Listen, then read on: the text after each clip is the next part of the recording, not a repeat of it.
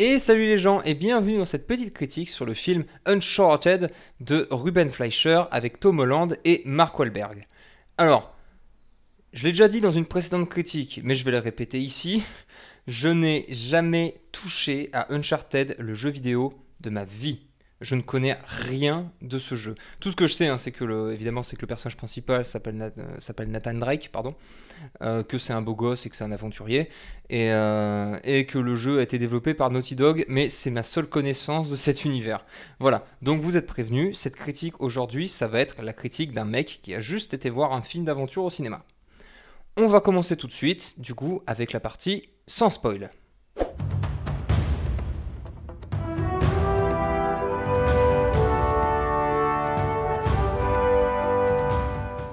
Ok, partie sans spoil. Donc ce film, Uncharted, c'est un prequel, c'est le prequel en fait des jeux vidéo. Ça reprend des éléments de certains des jeux, mais le film se vend vraiment comme le prequel, la jeunesse de Nathan Drake. Donc le film nous raconte l'histoire de Nat, donc Nathan Drake pour les intimes, qui est joué par Tom Holland, qui est un jeune adulte ou un adolescent, j'ai pas très bien compris, qui a une petite vie pas ouf en fait, qui est barman, mais on sent que le mec par contre est fan d'archéologie, fan d'histoire. Donc il vit sa petite vie tranquille et un jour il va rencontrer donc Victor Sullivan qui est joué par Mark Wahlberg. Victor Sullivan c'est une espèce d'aventurier slash voleur slash archéologue et ben du coup ensemble ils vont partir à la recherche du trésor de l'explorateur Magellan qui a disparu mystérieusement il y a des siècles. Les deux aventuriers vont vivre plein d'aventures aventureuses partout sur le globe. Ok, donc ça c'était l'histoire résumée très sommairement. Le film, pour être honnête, je l'ai trouvé sympathique. J'ai pas détesté, attention, j'ai même passé un moment agréable, hein, mais je trouve que le film a pas mal de défauts. Il a des petites qualités aussi. Il est sympa à regarder, vraiment, ça va, j'étais pas énervé, vous voyez, en sortant de la salle, mais c'est pas un film qui m'a éclaté plus que ça. Euh, Premier point déjà, le fait que c'est une adaptation pardon, de jeux vidéo. Euh, Ça se ressent dans quelques scènes, notamment les scènes d'action hein, qui font où tu vois les QTE. Je pourrais pas dire hein, exactement à part les scènes d'action, je sais pas si les scènes de dialogue c'est vraiment des reprises telles quelles du jeu vidéo parce qu'en plus Uncharted hein, c'est une saga quand même enfin le jeu vidéo c'est très cinématographique hein, parce que il y a beaucoup de références à des vieux films. Il y a dans ce film là Uncharted hein, quelques Easter eggs à droite à gauche, mais c'est pas lourdingue, alors ça par contre ça c'est un truc qui est une vraie qualité du film, hein, c'est que les Easter eggs, il y en a peut-être un ou deux qui sont où tu les vois à des kilomètres, mais sinon c'est souvent en arrière-plan, c'est assez cool, donc du coup ça fait que si tu connais pas la franchise, t'es tranquille quoi, tu vois, le film ne te fait pas le coup de te dire tout le temps, regardez on est un jeu vidéo, on est un jeu vidéo, donc ça c'est cool. L'histoire se tient. L'histoire est simple. Alors je sais pas à quel point s'ils ont vraiment suivi à fond le lore d'Uncharted, les jeux vidéo, ou si vraiment ils sont partis en freestyle. Mais l'histoire, elle est très simple. En fait, le truc c'est que, et ça c'est un truc que les critiques ont surtout fait ressentir, c'est que ce film, c'est le petit blockbuster pour les nuls, quoi. C'est-à-dire que ça reprend les codes classiques de blockbuster que tu as vu 50 milliards de fois.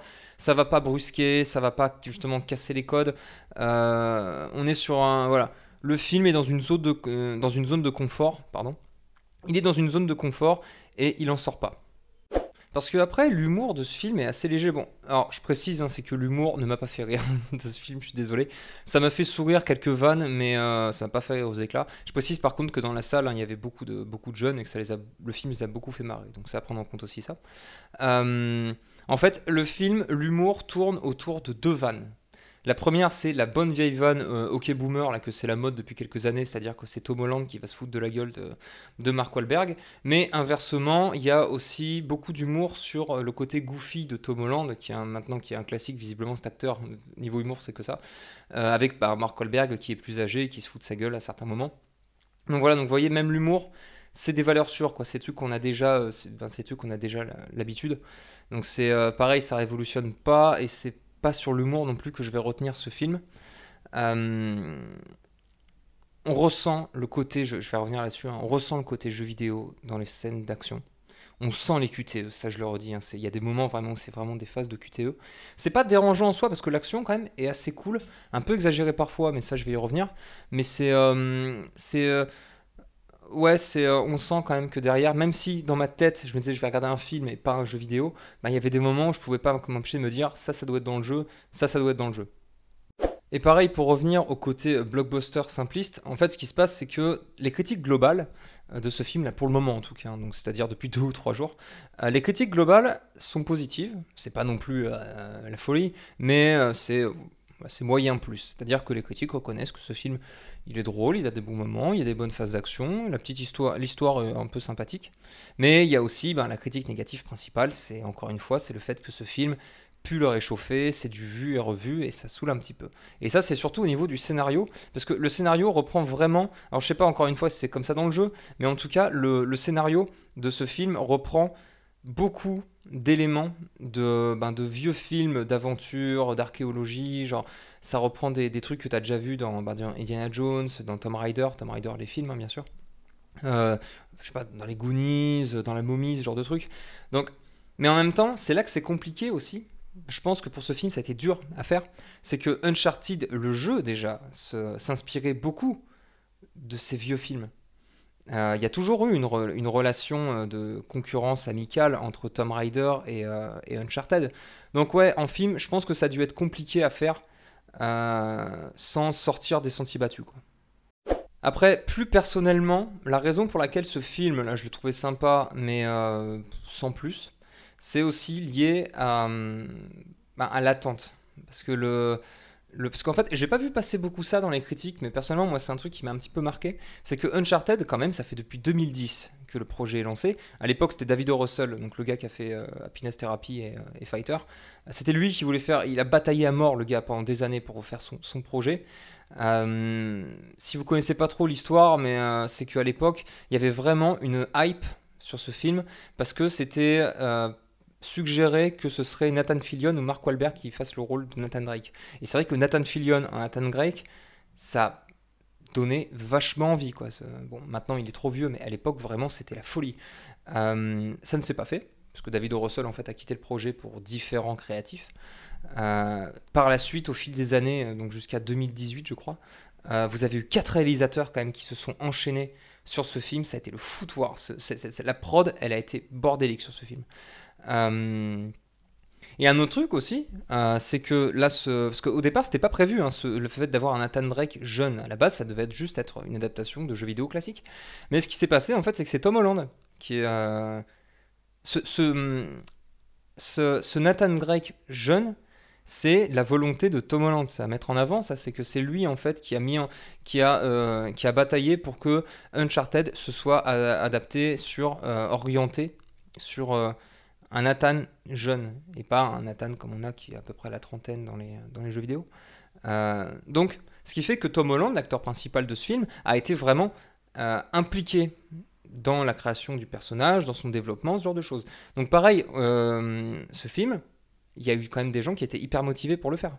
Et c'est ce qui fait que Tom Holland, je trouve, joue assez bien ce jeune Nathan Drake. Alors pareil, encore une fois, je peux pas comparer parce que j'ai pas joué aux jeux vidéo, mais j'ai bien aimé sa façon de faire, même si le petit problème, c'est que on sent quand même le fantôme de Spider-Man qui plane au-dessus, notamment au niveau notamment au niveau de l'humour et ce côté personnage un petit peu goofy qui fait des bêtises, un petit peu timide aussi par moment. Voilà, bon, je vais arrêter ici la partie sans spoil. Je vais répéter ce que je dis tout à l'heure, c'est-à-dire que ce film, encore une fois, est sympathique, ce film est cool. Les gens qui sont allés, parce que la salle était pleine, j'y suis allé en avant-première, les gens dans la salle se sont beaucoup amusés, vraiment, ça a beaucoup rigolé, mais ça rigolait, attention, ça rigolait pendant les phases comiques, ça se moquait pas du film. Donc quand même, c'est un film, j'ai l'impression qu'il y a un petit peu plu. Au niveau des critiques, ça se ressent aussi, parce qu'il y a pas mal de gens qui ont vraiment beaucoup aimé, malgré le fait que ce soit un film simple. Donc ça fait plaisir quand même de voir qu'on arrive à faire des adaptations de jeux vidéo qui tiennent la route. Tant qu'on parle de jeux, Si vous avez joué, si vous êtes fan d'Uncharted, le jeu vidéo, et que vous avez vu le film, je suis curieux d'avoir votre avis, de savoir ce que c'est vraiment la différence entre ce film et les jeux. Parce que, bah, en fait, sur internet, j'ai cherché, j'ai pas trouvé beaucoup de critiques qui parlent de ça, et notamment si certaines scènes sont telles quelles dans le jeu vidéo. Donc, si vous avez la réponse, je suis preneur. Parce que je suis assez curieux de savoir, puis surtout en fait je pense que je vais commencer à jouer à Uncharted aussi. Donc bah écoutez, allons tout de suite en partie spoiler.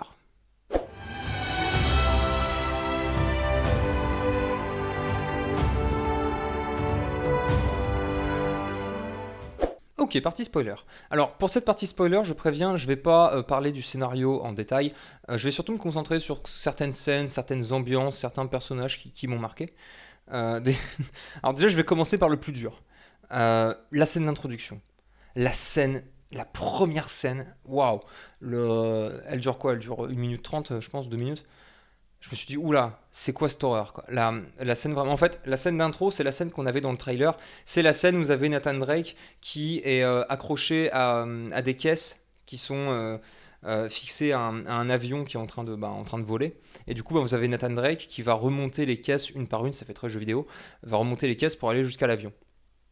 Euh, cette scène, c'est n'importe quoi. Je sais pas si c'est une scène du jeu vidéo, je veux bien le croire si c'est le cas, parce qu'on voit les QTE, j'ai des moments où je me disais, mais vraiment ils vont mettre appuyez sur croix pour attraper la caisse et ne pas mourir. T'es paumé pareil dans cette scène, moi, parce que personnellement, encore une fois, hein, j'ai pas joué au jeu. Donc là, t'es paumé parce que tu sais pas ce qui se passe. Tu commences le film, t'as un mec accroché à un avion. Attends, explique-moi, c'est quoi, c'est qui, qu'est-ce qui se passe, où est-ce qu'on est? Donne-moi quelques infos, le film, quoi.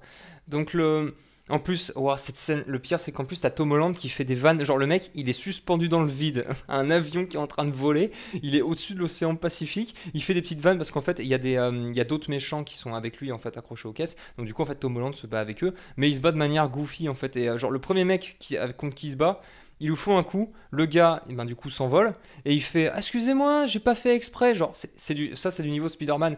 Mais c'est. Ouais, j'étais là à me dire putain, si tout le film il est comme ça va être horrible. Ce n'est pas le cas. Euh, L'histoire, hein, juste pour faire au moins comme ça c'est réglé. En gros, l'histoire, ce qui se passe, c'est que ben, ils vont chercher, Sully et Nat vont chercher le trésor de Magellan, de l'explorateur. Mais en même temps, vous avez d'un autre côté le méchant qui est joué par Antonio Banderas. J'ai oublié le nom du personnage. En fait, il joue le rôle de l'héritier d'une espèce de famille noble, une ancienne famille noble espagnole, qui recherche également le trésor, ben, du coup, depuis des siècles. C'est là où je peux mettre en avant le côté jeu vidéo. C'est que ça, je pense, ça va être quelque chose sûrement du jeu, parce que ça m'a rappelé beaucoup Abstergo dans Assassin's Creed, parce qu'on retrouve vraiment ce côté de... Les méchants, en fait, c'est une multinationale qui a plusieurs siècles, qui a évolué, qui a un petit peu manipulé aussi l'histoire humaine, et ben, qui recherche des vieux artefacts, ce genre de choses. Bah d'ailleurs, je vais tout de suite parler de ça, peut-être. Le côté jeu vidéo du film qui se ressent, encore une fois, dans certaines séquences, dans certaines scènes, surtout les scènes d'action. Genre, par exemple, à un moment, vous avez C'est quoi? C'est la fin de la première partie du film, en fait. C'est que la première mission de Nathan Drake et de Sully, c'est d'aller récupérer une croix en or, une vieille croix en or, qui en gros est une espèce de clé qui mène au trésor.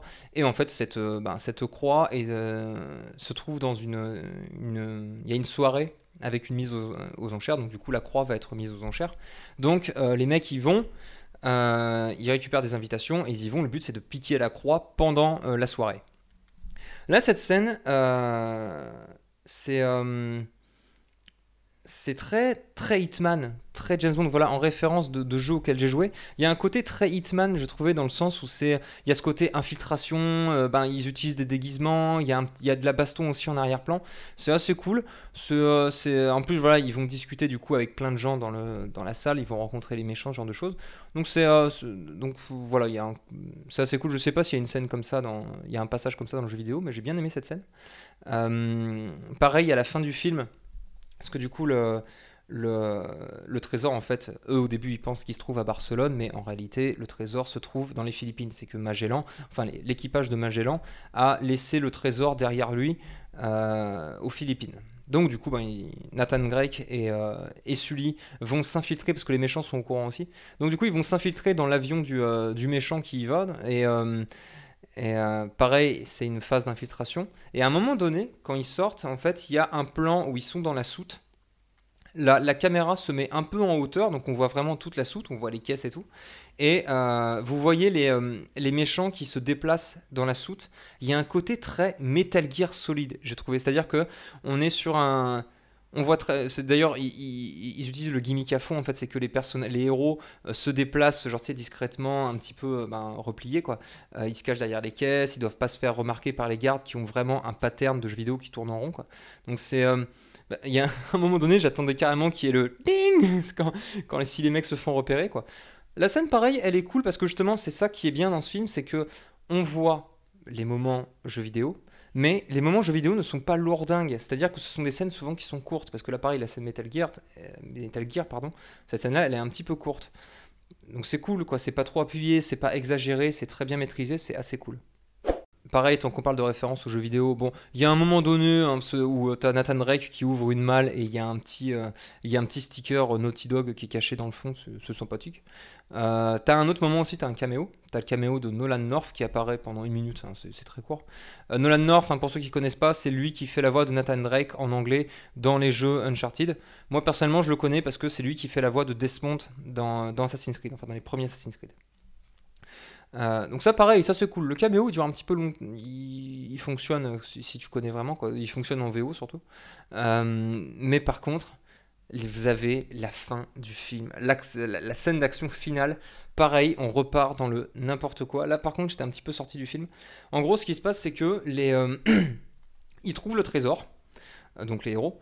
Donc en fait le trésor c'est deux galions, deux espèces de gros galions, je sais pas des galions espagnols, je sais pas trop, enfin c'est deux gros bateaux qui sont planqués dans une grotte. Le problème c'est que les méchants arrivent et les méchants vont récupérer les bateaux et dedans il y a le trésor, donc il y a l'or. Les méchants utilisent des hélicoptères pour sortir les galions de la grotte. Mais Nathan Drake et Sully sont planqués dans un des bateaux, donc du coup ils vont carjacker un des deux hélicos pour se barrer.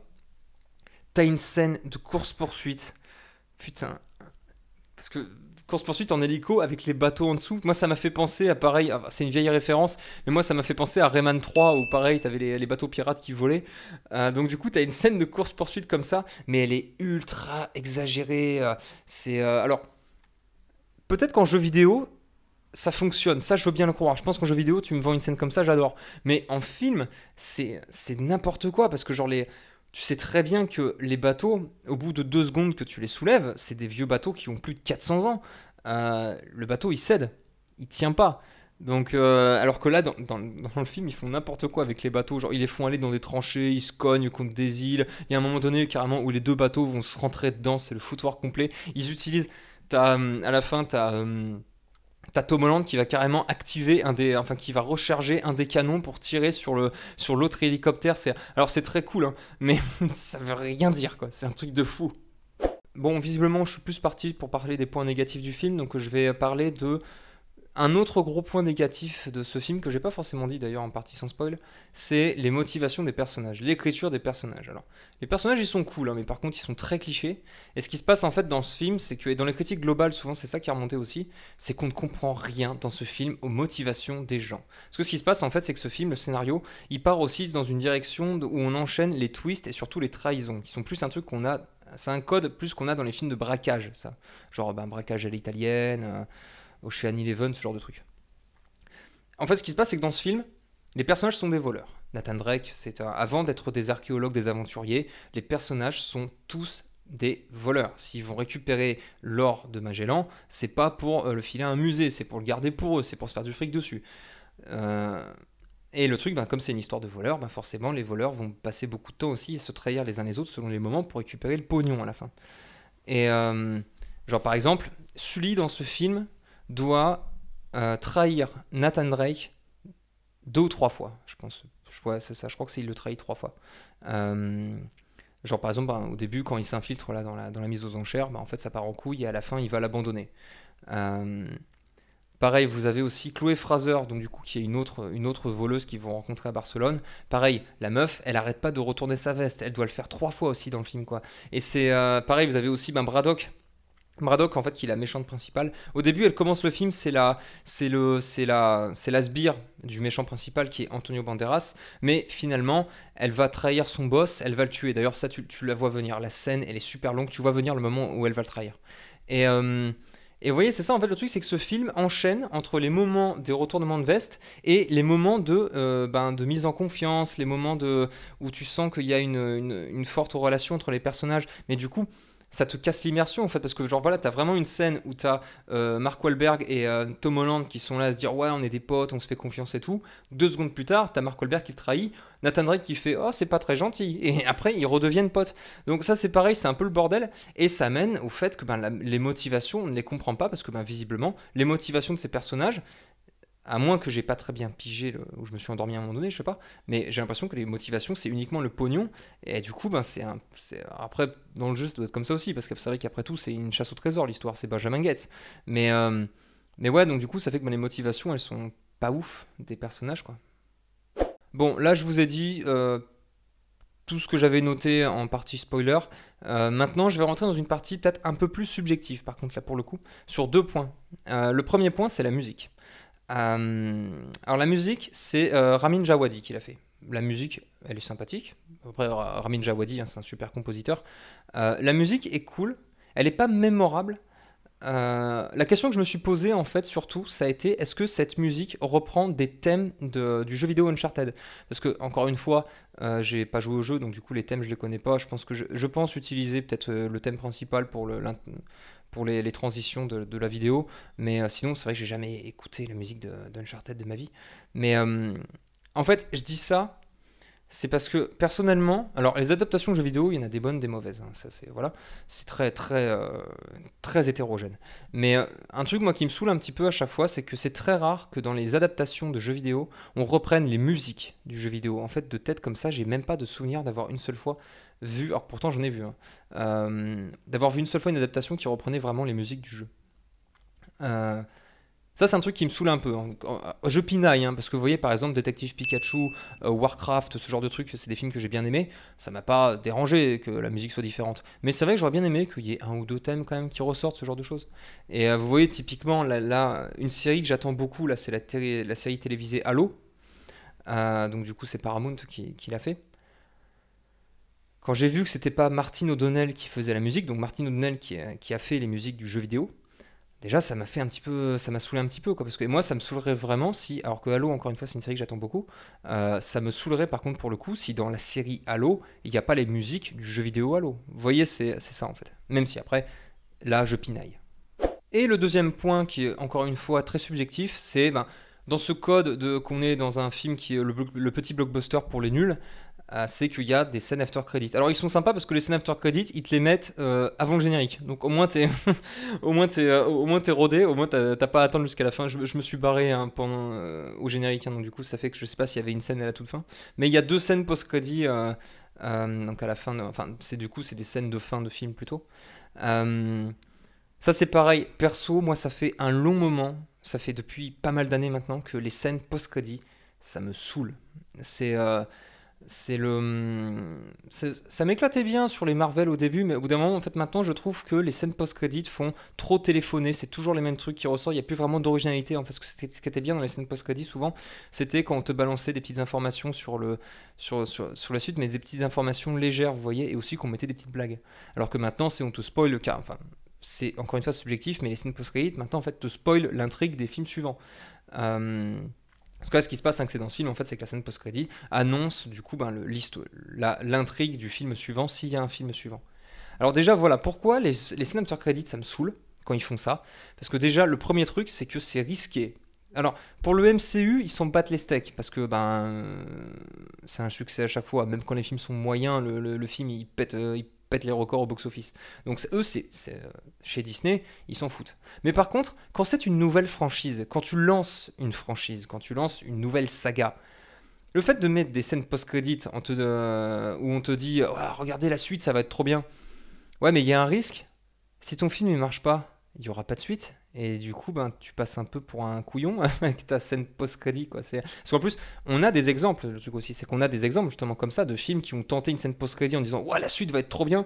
Ouais, mais sauf que ton film était à chier, quoi. Tu vois, c'est Dragon Ball Evolution, on a eu quoi? On a eu Ghostbusters, là, le reboot en 2016, pareil, qui faisait le coup. Là, tout récemment, on l'a eu avec ben, autre adaptation de jeu vidéo, c'est Resident Evil, pardon. Bienvenue à Raccoon City, là, qui était horrible le film où à la fin il te disait ouais, on va faire une suite. T'allais dire, ouais, on va faire une suite, mon gars, ben bonne chance quoi. Donc voilà, c'est ce qui m'énerve, c'est ça, c'est le côté de, on te dit ouais ben du coup va voir la suite, genre non, j'aimerais bien profiter du film que j'ai vu déjà en fait avant ben, d'être une vache à lait qui va voir le film suivant. Et aussi ben l'autre truc, c'est ce que je disais, c'est les spoils.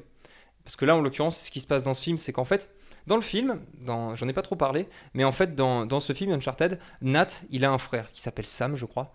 Un frère en fait qu'au début du film on nous explique qu'ils étaient ensemble tous les deux dans un orphelinat, mais le frère s'est barré, il est parti vivre l'aventure. Pendant tout le long du film il y a un petit fil rouge avec ça parce que ben, du coup Sully a bossé avec Sam, c'est pour ça qu'il est parti chercher après Nathan Drake, parce qu'il a bossé avec son frère avant, mais son frère est mort. Il explique qu'il y a eu une fusillade et que son frère est décédé. Bon, évidemment, à la fin du film, tu as une scène post-crédit où ils sont gentils, où ils te montrent que, bah, en fait, non, le frère n'est pas mort, il est dans une prison turque, là, je sais pas où il est. Mais en tout cas, voilà, le frère est vivant. Faut arrêter ça. Faut arrêter, franchement, c'est relou. Moi, ça m'énerve. Je veux bien, d'accord, que t'aies les marketeurs du film qui soient là à dire allez, fais cette scène comme ça, les mecs, ils venez payer pour voir la suite. Moi, c'est ce que je vois en fait dans ce genre de scène. C'est ce que je vois écrit en gros, en message subliminal. Mais surtout, en fait, le truc, c'est que ça te pète complètement la suite, surtout. Parce que du coup, tu sais à quoi t'attendre. Parce que là, du coup, là, tu te doutes très bien que la suite du film, ça va être bah, retrouver le frère. Et moi, ça m'énerve, ça. C'est non, je préfère avoir la surprise dans ce cas-là. Ou au moins le voir dans la bande-annonce du prochain film, quoi. Mais pas dès le début nous dire, ah bah ça va être ça l'histoire. Non, tu peux nous laisser un petit peu. Tu peux nous laisser respirer, mec. L'exemple que je prends souvent, moi, pour ça, pour faire comprendre mon point de vue, c'est, imaginez, vous regardez Star Wars Un Nouvel Espoir, le tout premier. Et à la fin du film, vous avez une scène post-crédit, et là vous avez Dark Vador qui parle avec je sais pas qui, et qui balance ah au fait, Luke c'est mon fils. Vous voyez, c'est de ce niveau-là en fait. Ben, ouais, si Star Wars Un Nouvel Espoir sortait aujourd'hui, à mon avis, c'est ce qu'il ferait quoi. Si un jour ils font un remake, c'est ce qu'il ferait quoi. C'est à la fin, ben, t'as Dark Vador qui dit ah au fait, c'est mon fils, et en scène post-crédit, et ben du coup t'as plus de surprise après, tu t'en bats les couilles quoi. Donc c'est ça le, voilà. J'ai pinaillé encore une fois, ça c'était vraiment une partie subjective, mais c'est ce qui me saoule un petit peu dans ce genre de film, enfin dans la tendance actuelle en tout cas. Voilà, bon écoutez, moi je vais arrêter ici. Pour conclure, donc, bah, c'est ce que je disais hein, tout à l'heure en partie sans spoil, hein, c'est que ce film est sympathique. Ce film n'est pas révolutionnaire, ce film... disons que l'originalité de ce film vient sûrement du jeu, principalement, parce que c'est là où il y a toute l'ambiance, les personnages, tout ça. Donc, mais le film en lui-même, je trouve, n'apporte pas de plus-value. Encore une fois, c'est un sentiment, mais j'ai le sentiment que ce film n'apporte pas de plus-value supplémentaire par rapport à ce qu'apporte le jeu dans ce film. Encore une fois, je le répète, les critiques des spectateurs sont quand même assez positives. Hein. J'ai vu les gens dans la salle se sont vraiment amusés. Hein. Les gens sont restés au générique. Donc le film quand même a plu. Si il y a une suite, j'irai la voir parce que malgré ses défauts quand même, je me suis bien amusé. Et puis c'est toujours l'histoire et les personnages sont intéressants. Et puis c'est cool de voir Tom Holland comment il pourrait évoluer dans cette franchise-là justement pour faire sortir un petit peu de Spider-Man surtout. Je le répète aussi, si vous avez joué au jeu d'origine et que vous avez vu ce film, je suis curieux d'avoir votre avis parce que j'ai pas vu passer beaucoup d'informations là-dessus sur le fait à quel point ce film respecte l'univers du jeu alors qu'encore une fois c'est un prequel. Donc pareil, hein, si vous avez joué au jeu, je veux bien votre retour là-dessus. Moi de mon côté, il n'y aura pas de critique la semaine prochaine parce que j'ai pas vu de film qui m'intéressait.